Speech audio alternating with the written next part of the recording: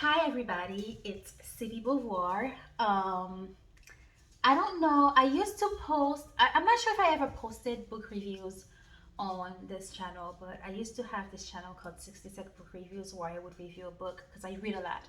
Where would review a book that I read in about 60 seconds.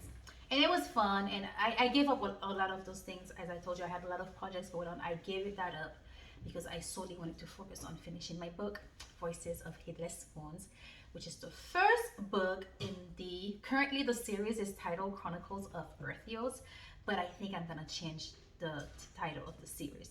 If I do, probably won't, we'll see. Anyway, today in this video, I'm not here to talk about my own book, but I'm here to talk about a book that I just finished, which is The Gladiators, History's Most Deadly Sport by Meijer. I hope I'm saying that correctly. If you're watching this, um, I'm sorry if I messed up your name, but this is the best that I can do. And I want to tell you guys how much I love this book. I mean, I learned so much.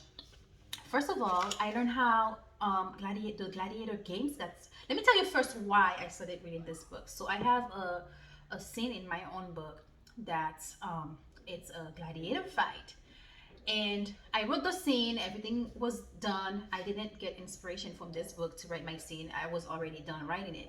However, I'm the type of person I always want to read some, if this isn't like my area of expertise, which gladiator games, writing a gladiator fight to the extent where I'm writing it is something that's completely new to me. I always want to read at least, I want to say three, but definitely at a minimum one material that talks about it. So I may read an article, I may read a book, I may watch a documentary or a video. So this is the book that I read that talks about this. And I have another book too that talks about, oh, excuse me, that talks about the gladiator games. But anyway, so this is why I read the book.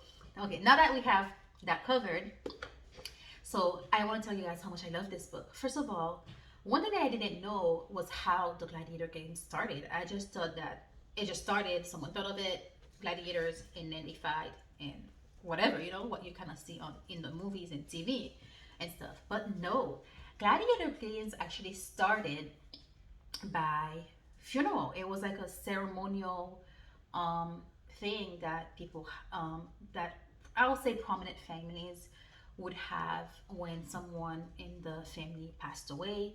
So they would have gladiator fights.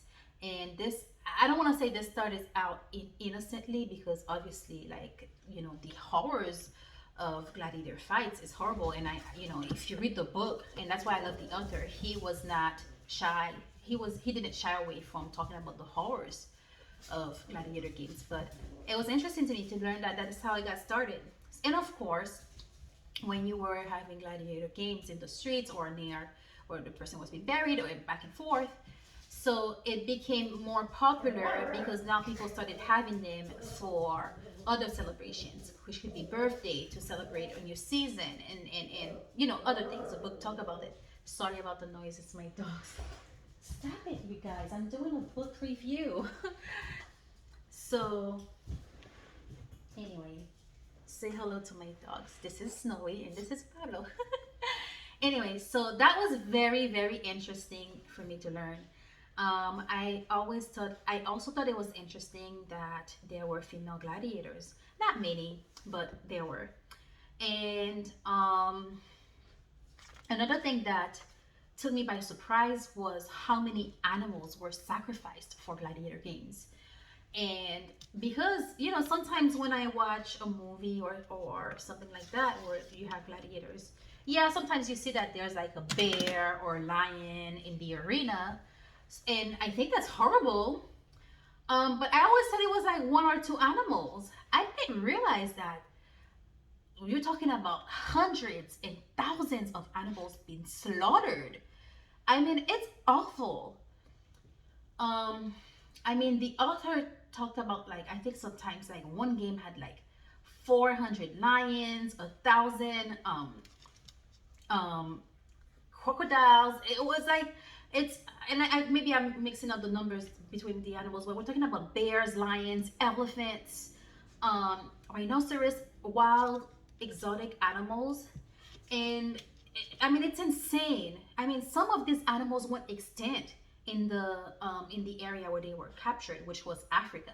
That's another thing. I mean, I've read a lot of historical books, and I'm telling you, it doesn't matter which book I'm reading, whether it be European, medieval times, or anything I read, somehow the road always leads somehow to Africa. You know how they say like the road always leads to Rome? Well, when I'm reading historical books, yeah, somehow it always goes back to Africa. So yeah, all those animals were like hunted and captured from Africa and brought to the games.